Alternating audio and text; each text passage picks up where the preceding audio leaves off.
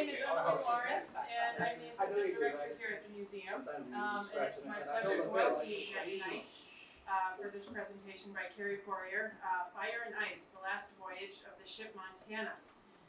Before we get started, I just want to take a look ahead at our calendar, and if you don't have one of our calendar books, I hope you'll pick one up on the way out. Our next event coming up is our annual meeting, and that's on September 11th. And the events for the evening include a membership meeting at 6 o'clock and a presentation about the history of the Bartlett Mall at 6:30. So if you're already a museum member, this is a great time to come and meet other members and see what we've been up to over the past year. And if you're not yet a member, this is a great time to join and to come to the annual meeting as sort of an orientation to who we are and all that we have to offer. Our program series is sponsored in part by the Institution for Savings, so I want to thank them for their generous support. And our speaker tonight is Carrie Poirier. Carrie holds a PhD from Boston University and is a professor emeritus of history from Merrimack College. Carrie volunteers with us once a week in our archives, and we are so lucky to have her time and her talents on our side. Carrie is an absolutely dogged researcher. No stone is left unturned when she is looking for historical information, and tonight we are all going to be the beneficiaries of her hard work. So I hope you enjoy tonight, and let's welcome Carrie Poirier.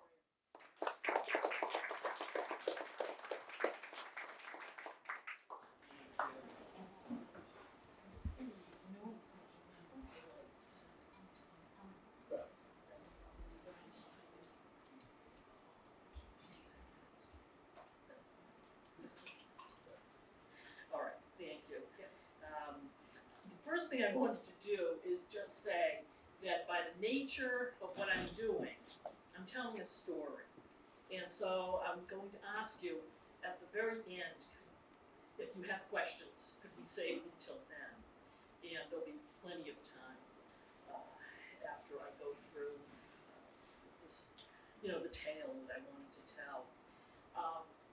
Next, I also wanted to thank a number of people. I wanted to thank the Museum of Old Newbury.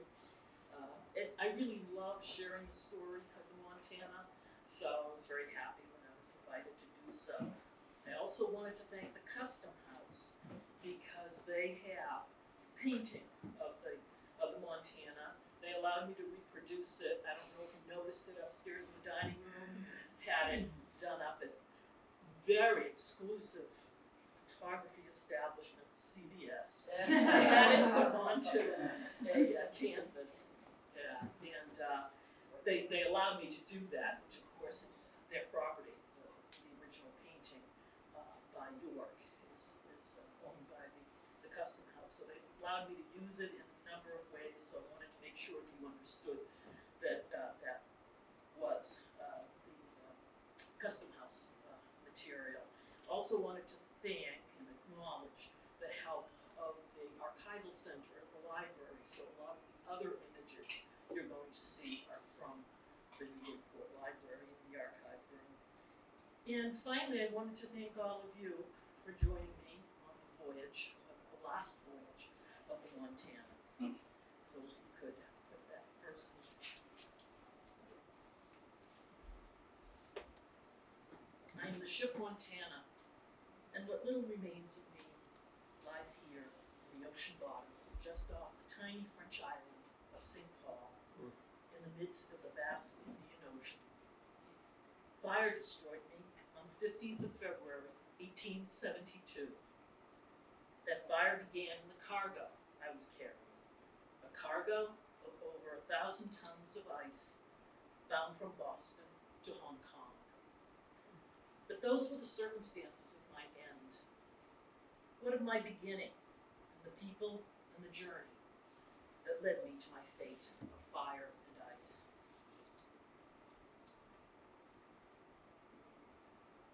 I was born and raised on the twin stocks of the shipyard of John Currier Jr.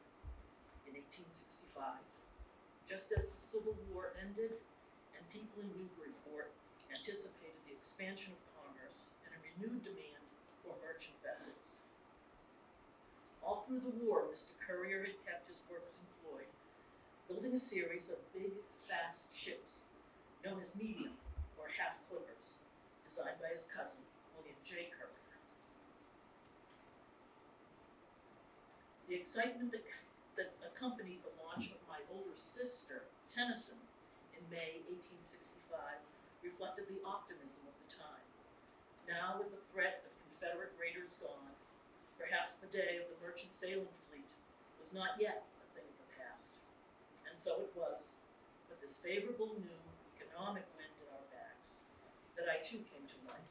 The 76th vessel, built in the shipyard off Merrimack Port. Fashioned by the best craftsmen of the area, from 400 tons of New Hampshire oak timber, more than 250,000 feet of New Hampshire and Pennsylvania oak boards and decking, and 66 tons of iron spikes and fittings. On December 4th, 1865, I was launched, still only known as Ship Number 76, and I made my first voyage, just a short one, down the Merrimack to City Wharf, a few hundred feet from the Custom House. During the next few weeks, as I remained tied up at the wharf, my masts, spars, sails and rigging, cabins, boats, everything that made me a ship were added. I also acquired a name. I was now the ship Montana, the name chosen by my new owners, Edward Mosley, Captain Frederick Moore, John Currier, my builder, and Moses Hale and True Choate.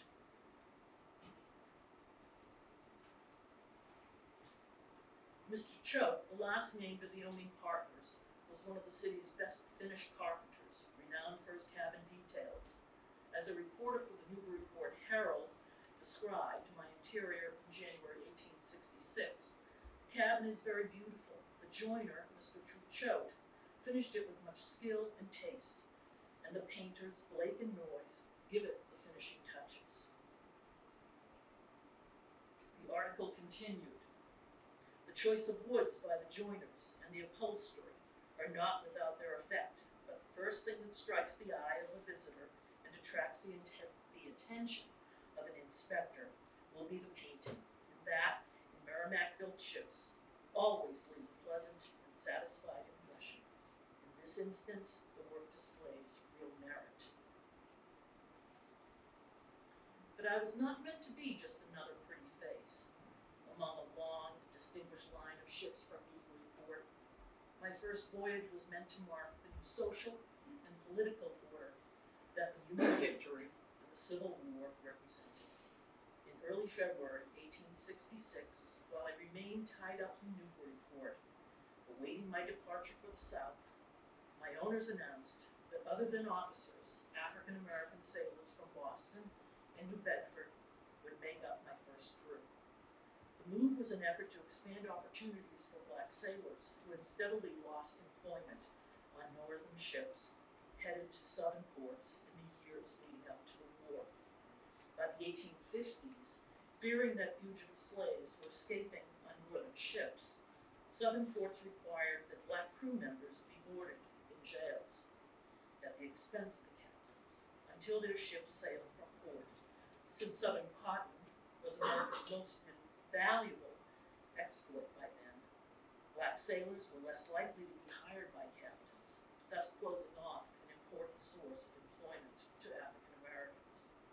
The composition of my crew was intended to draw public notice to this past inequity. Despite the attention to the makeup of my first crew, apparently nothing more was ever written about these men, and their names have been lost to history. On February 3rd, 1866, I began my life at sea when I set out for Newburyport. After loading cotton in Mobile, then New Orleans, I arrived at Liverpool in June. By November 16th, I was in Calcutta. During the leg of the voyage from Liverpool to Calcutta, I even set a record, an 85-day passage, the shortest time to date for any sailing vessel. I finally tied up in my new home port of Boston in April 1867, having completed that first voyage. 3 more long voyages followed, with Liverpool, Calcutta, Melbourne, London becoming familiar ports of call for me. my second voyage, in 1867, William G. York painted this portrait of me, guided by the pilot boat through the harbor of Liverpool. Though I was later painted and drawn by others, I like this image the best because I chose in fine detail the skill with which I was designed and crafted in Newburyport. Captain Moore, who was also my part owner, continued in command, though for some months in 1868 and 1869, illness forced him to hand over command to Captain John Pritchard, and in 1871 to Captain George Walsh, both respectively were captains. Weather sometimes took its toll on him, especially on my second voyage during my passage from London to Melbourne in late 1868, when the deck-top cabins and bulwarks were badly damaged. That damage was repaired, and natural wear and tear was also addressed, always, by my masters. My last voyage began well. I was under the command of Captain Horace Atwood, a 41-year-old native of Hampton, Maine. While he was new to me, he was well known to my owners, having served as first mate and then master on some of the best and fastest ships made in Newburyport and Boston. Edward Moseley, who owned the largest portion of Maine, had entrusted some of his finest ships to Captain Atwood, including the Ariadne and the Blandina Dudley, both constructed in Newburyport. Other Newburyport owners were equally confident in the captain's abilities. In fact, his last command, before assuming his position as my master, was as captain of my older sister, Tennyson. On my previous voyages, I had carried cotton, lumber, horses, and a large variety of Indian goods, but this time I was to carry ice and apples under contract to the Tudor Ice Company in Boston. Earlier in the 19th century, Frederick Tudor had pioneered the ice trade to American ports in the South, as well as the Caribbean, South America, and India. Mr. Tudor passed away in 1864, but the company he left behind by 1870 was a lucrative presence in Hong Kong. To this day, Ice House Street, which begins at Queens Road Central, memorializes the old warehouse which was the sole source of ice in old Hong Kong.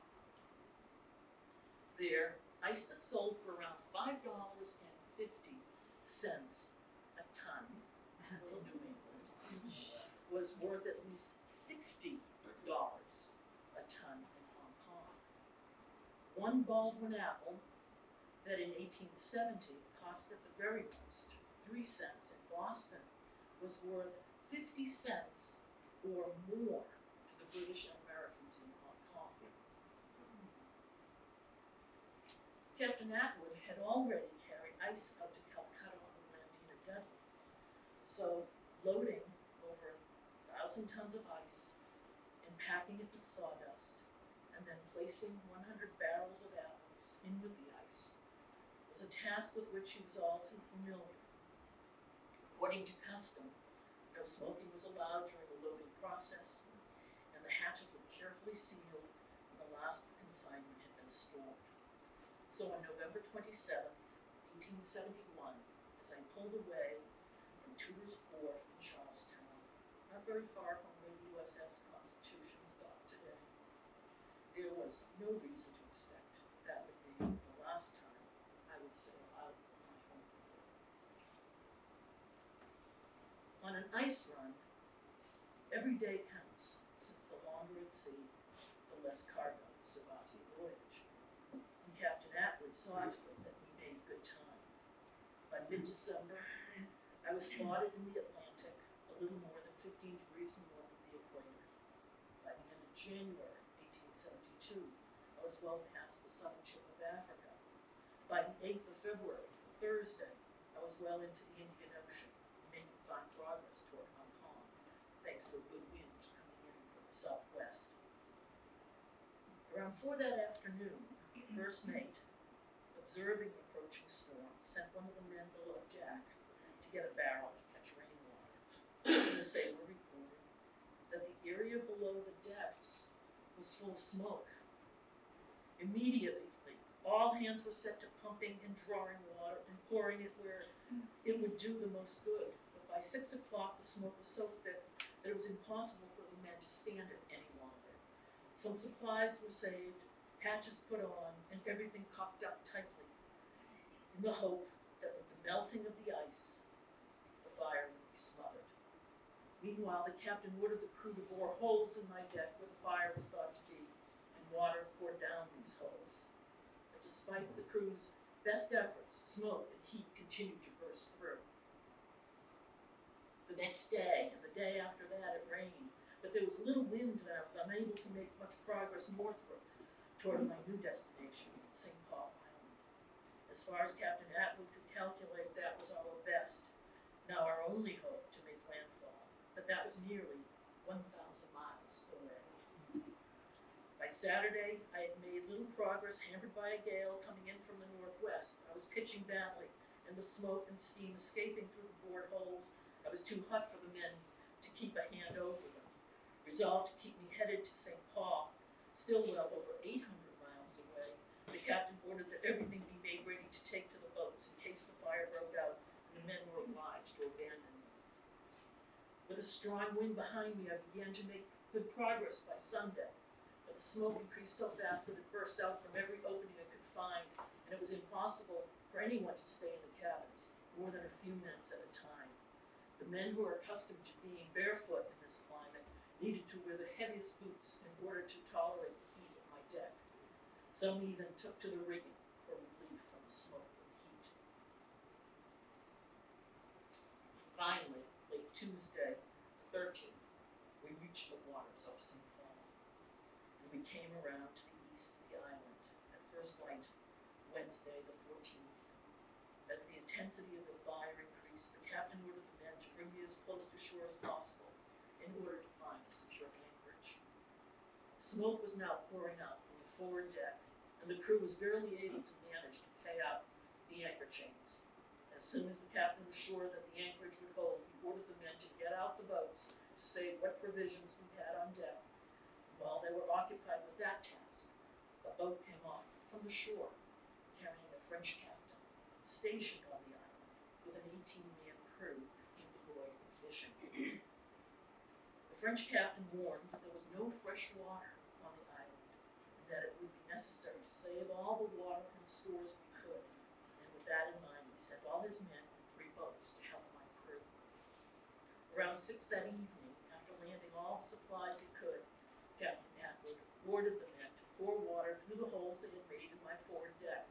Suddenly, however, all hands abandoned the task and refused to work any longer, fearing it was not safe to remain on board. Just as quickly, the captain ordered the men back to work, telling them no one could leave as long as there was any hope of saving me.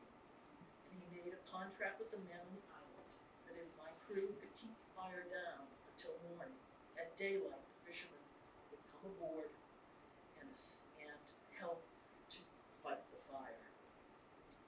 Daylight came up the next morning of the 15th, with my crew still battling the smoldering fire. The promised help arrived from the shore, and all preparations were made for pumping a deluge of water onto the source of the fire in my forward hold. As some men removed the hatch, others readied themselves to drown the flames.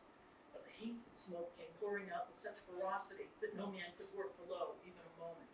With great difficulty, the men then cut a hole under the top-gallant forecastle over where some coal was stored. But there too, the heat was so intense, the men had to give up the effort. Within an hour, the flames, fanned by a strong wind blowing in from the north, produced such a thick cover of smoke that everyone was driven from the deck, and my captain gave the order to abandon the ship. So after picking up those few supplies that remained on deck, the men took to the boats, and after all the hands had quit the ship, the captain and first mate made one last inspection. Nothing could be done. They too went down the ladder into the last of the boats, leaving me alone, left to my fate. From shore, my officers and crew and the French fishermen watched throughout the day as I rode anchor, with smoke and flames bursting from the 3:30, fire had devoured my masts, and as night came, I burned down to the water's edge and sank with 1,000 tons of ice, never seeming to have ever had any effect whatever on the fire. I, the fine ship Montana, would never ride the seas again. The men of the Montana were grateful for their deliverance, but now what? St. Paul is a small, less than 3 square miles in size, remote, barren, volcanic island, and there was an awful lot of water between them and the prospect of a chance rescue.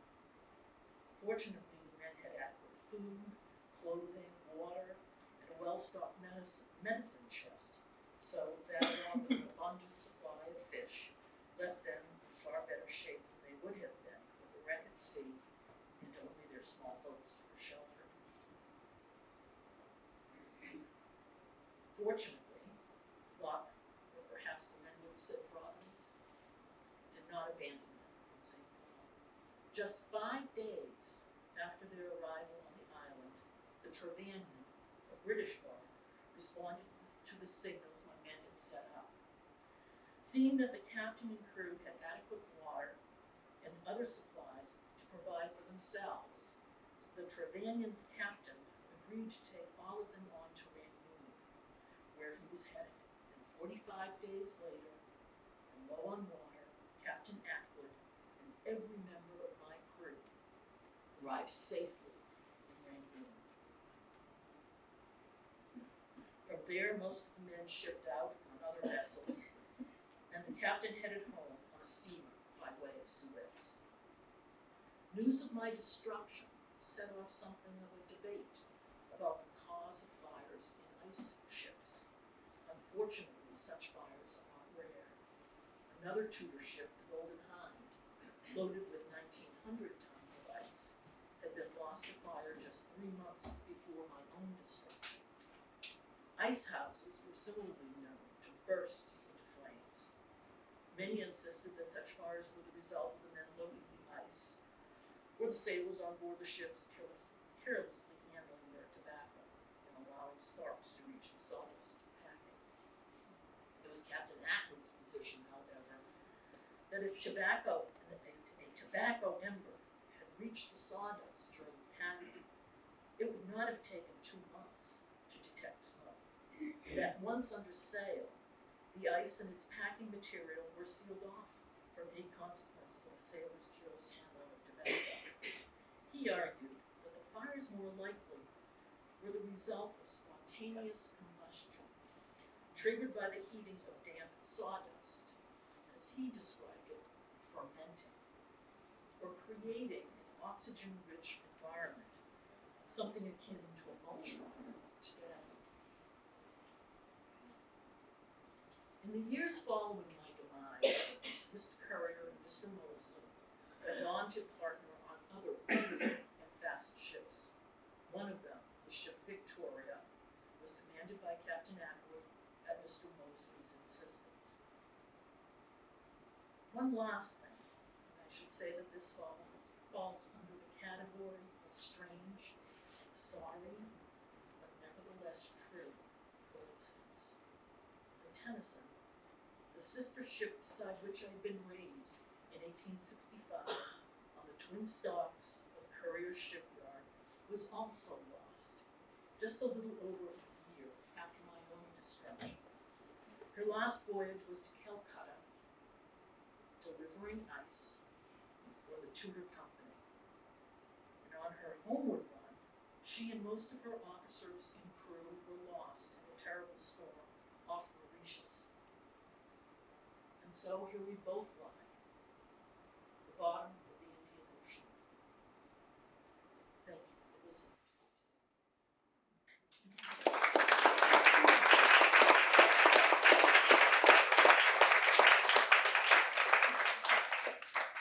I don't know if any of you have any questions, but I'm happy to try and answer them. I just need to wet my whistle a bit.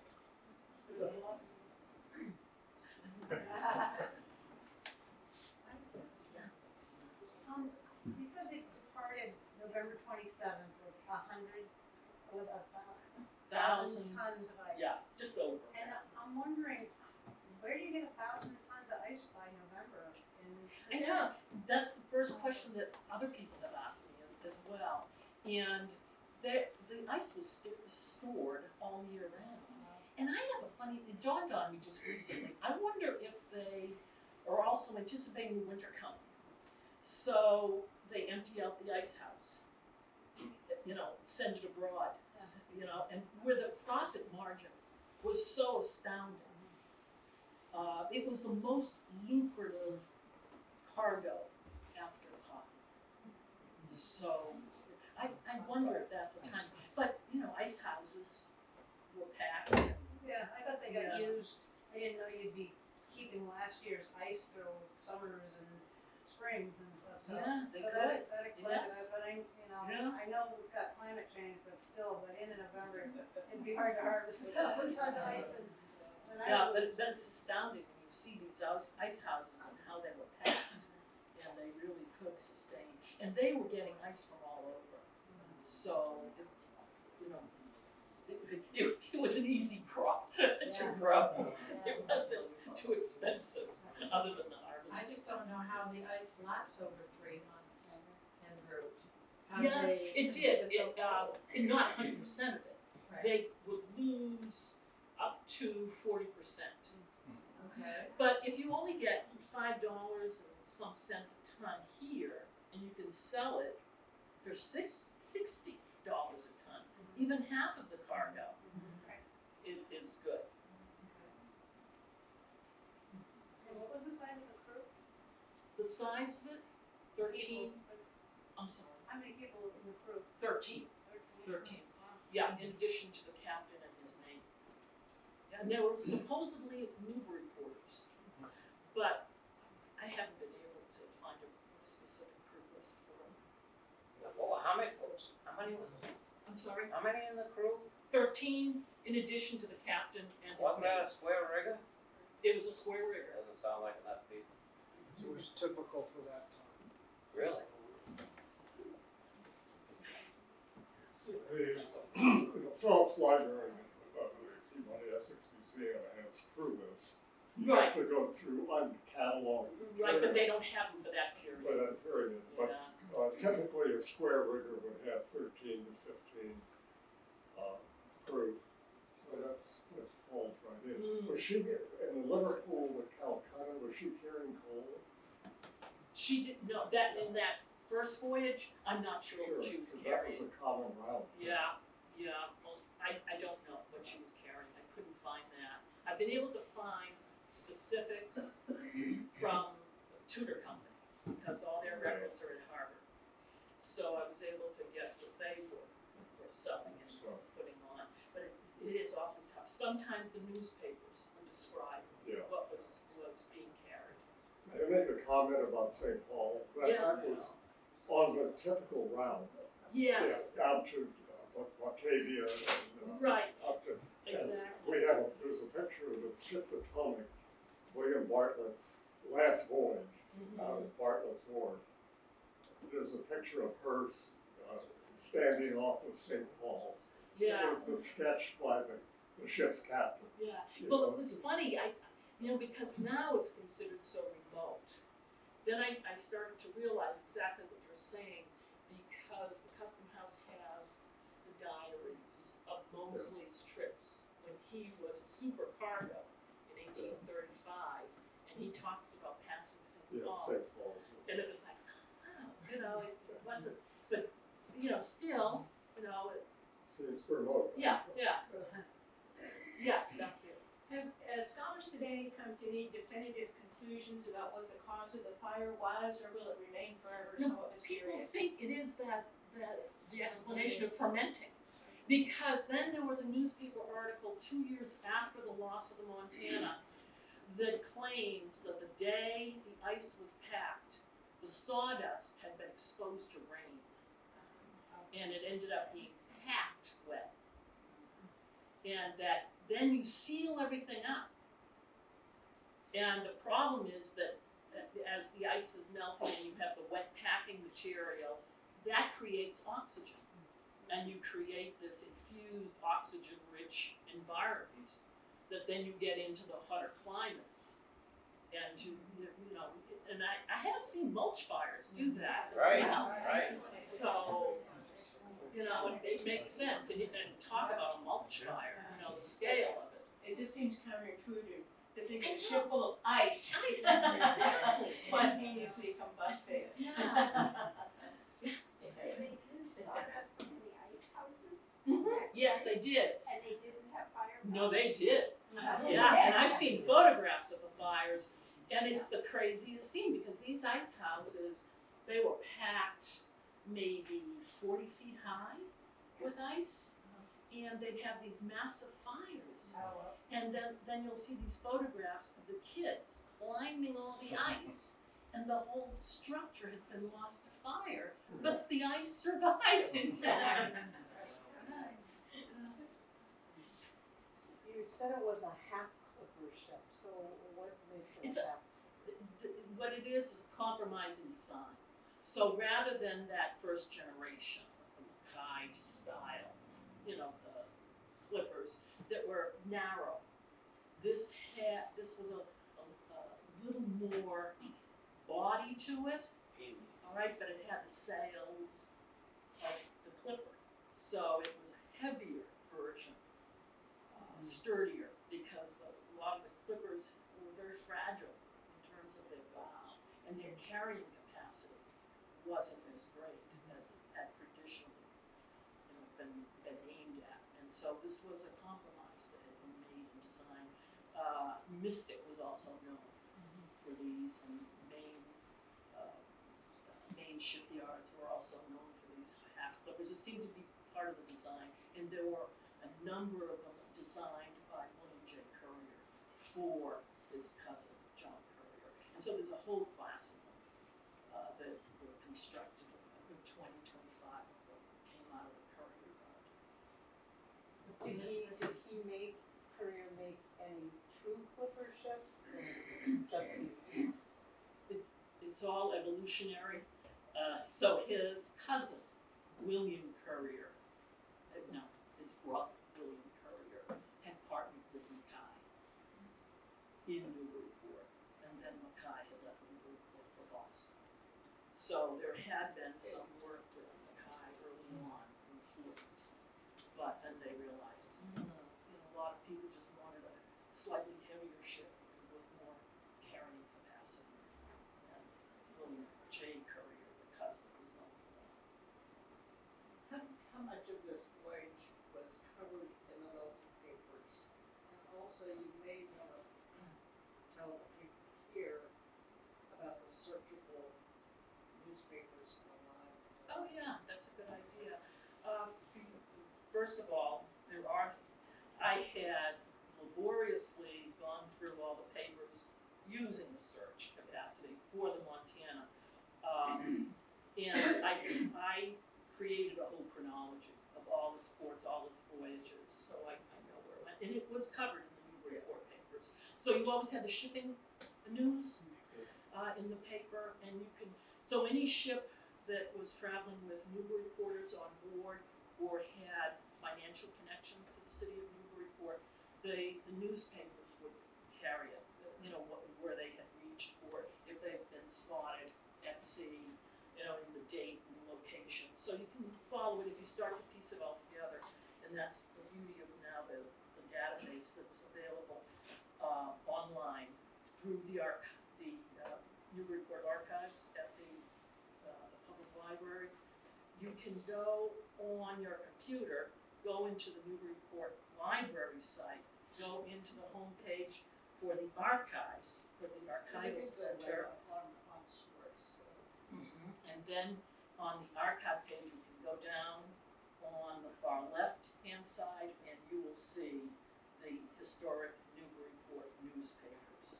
And you can, the only problem is setting the dates of your search term. You know, the dates that you want to search. That takes a little practice and it takes some patience. And then after that, you set what the dates you're searching for, and then you enter your search term. And it really is wonderful. And now it's available up to, what is it, Sharon? 1974. 74. Okay. So, yeah, it goes back to the 1700s. So it's a wonderful book for doing research, and you can do it from home. Right, so you don't even have to. You can go to the library as well, but you can also work with it from home. How long was the book? It was 196 feet long. Yeah, they all ranged in that around 200 feet long, about 36 feet in breadth, 23 feet deep. So they're pretty sizable. And the photographs that I used of the ship at dock and launching, those were the Tennyson. So it was its immediate sister. They were literally constructed around the same time. So those are pretty sizable ships. You know, when you compare it to what else. Yeah, 'cause the tall ships, some of them aren't even that. Oh, no. No, I wanted to get the photographs, I think. Oh, and these are, I didn't completely cheat, you know, on those interiors. Those are Newburyport ships. All right, that is the bark Harvard that was built by Atkinson and Fillmore. Okay, and it was captained by a Maine captain. And so there's that, and his children took photographs as they were raised on board the ship. So that's the real thing. And you see it over here, Harvard. Yeah. Okay, so, but I didn't want to cheat too much. But it is a Newburyport ship, and it's about 15 years after the Montana was constructed. So there's a likelihood that some of the same people would have been involved in the finishings of the cabin. And then there's there. Okay, so Tennyson. And look at it. I mean, that is big compared to, you can see it, you know, with the buildings in the background, obviously, the depth, you know, fools us a little on that. Yeah. I'm not a geographer, but I can't understand why they require to have ice from the other side of the world out there when they could go north into Russia and But nobody had really tapped into it. It hadn't been developed. Yeah, because the trick was sawing it, you know, having the infrastructure for getting it to market. And there were some things about American ice that people liked. Queen Victoria imported American ice. So, go figure. Yeah, Americans didn't squawk about it, but it starts to come to an end when, you know, refrigeration is introduced. And even by the 1880s, they had a refrigeration system and they were able to make ice in Hong Kong. So that, you know, put it in. And it wasn't just selling ice. They had ice cream parlors, they did all sorts of things, you know, and it was you know, so nice, cool place to go and have a dish of ice cream, things like that. They needed a real occasion. And air conditioning used to be air blown over ice. Yeah, right, right, if you wanted to use your ice that way. Anything else? Well, story, I really enjoyed. Thank you.